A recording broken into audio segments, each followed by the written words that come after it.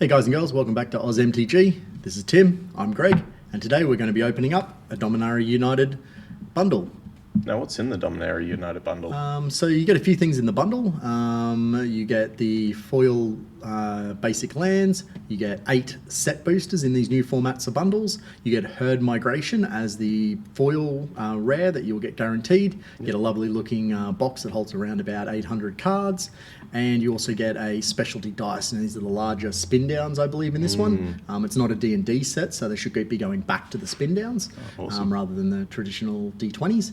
And I believe it's supposed to be a pearly blue in this set, so we'll actually see what it looks like on camera and see for anyone who's collecting them. And